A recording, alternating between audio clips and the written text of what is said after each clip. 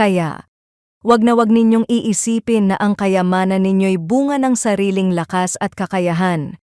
Subalit alalahanin ninyong si Yahweh na inyong Diyos ang nagbibigay sa inyo ng lakas upang yumaman kayo. Ginagawa niya ito bilang pagtupad niya sa kanyang pangako sa inyong mga ninuno. May kakaibang saya sa unang pagkakataong makita nating nagbunga ang matagal nating pinaghirapan. Hindi man ito laging malaki sa paningin ng iba, alam natin kung gaano karaming panalangin, pagod, at paghihintay ang nauna bago ito dumating. Ngunit sa mga sandaling yon, may isang paalalang madaling matabunan ng ating kagalakan. Bago pumasok ang Israel sa lupang pangako, alam ni Moises na darating ang panahong giginhawa ang kanilang buhay.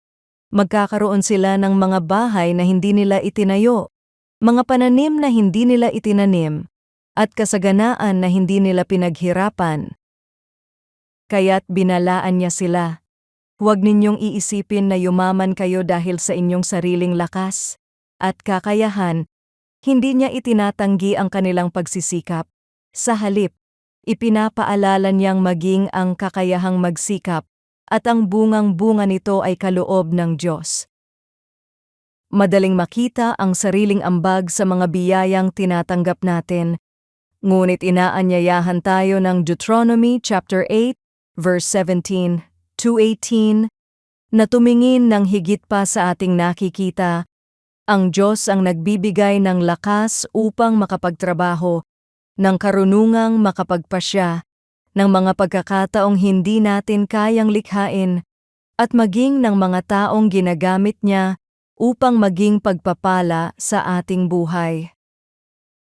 Kapag ito ang ating naaalala, natututo tayong magpasalamat hindi lamang sa mga biyayang ating tinatanggap, kundi higit sa Diyos na siyang pinagmumulan ng lahat ng ito. Habang dumarami ang mga biyayang ipinagkakatiwala sa atin, mas lalo rin tayong inaanyayahang alalahanin ng Diyos na siyang pinagmumulan ng lahat ng mayroon tayo. Sapagkat ang pusong marunong magpasalamat ay hindi madaling makalimot kung kanino talaga nagmula ang bawat pagpapala. Ama naming Diyos, salamat dahil ang bawat mabuting kaloob ay nagmumula sa iyo. Ingatan mo ang aking puso upang sa bawat tagumpay at pagpapalang aking natatanggap ay lalo kitang alalahanin at pasalamatan. Naway ang aking buhay ay laging magbigay ng papuri sa iyo na siyang pinagmumulan ng lahat ng mayroon ako. Sa pangalan ni Jesus. Amen.